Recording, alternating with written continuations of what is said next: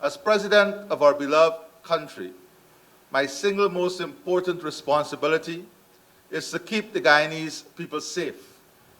It is the first thing I think about when I wake in the morning. It is the last thing on my mind at night.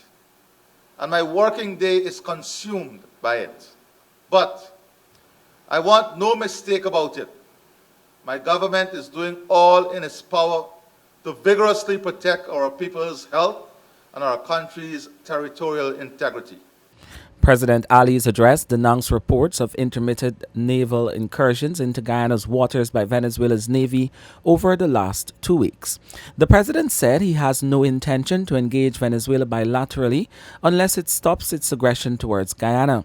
He said Guyana remains open to good neighborly relations with Venezuela, but it will resist all threats to national security posed by that country and the government of Nicolas Maduro.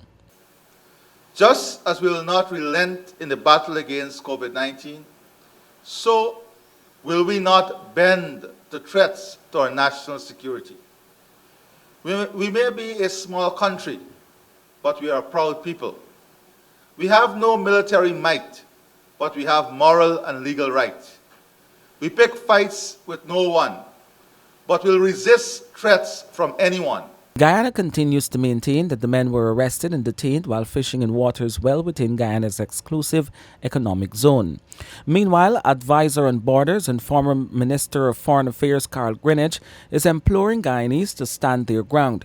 He said no Guyanese, especially those living in the Essequibo region, should cower at the threats posed by Venezuela.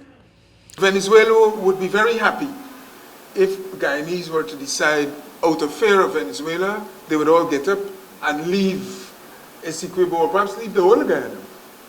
That's their intention, because they can then say to the world, look, these people don't really want this territory. They recognize that they're there improperly or they're not there legally, and so they're not using it. You have to avoid that. Appearing alongside President Irfaan Ali and senior members of his government at State House on Saturday, Chief of Staff of the Guyana Defense Force Brigadier Godfrey Best said Venezuelan naval ships have been spotted in waters that make up Guyana's exclusive economic zone. According to Brigadier Best, recent sightings of the Venezuelan Navy in Guyana's waters commenced on January 14, 2021, 1 week after Maduro issued a decree to establish a new maritime territory in which he laid claims to Guyana's resource-rich maritime space.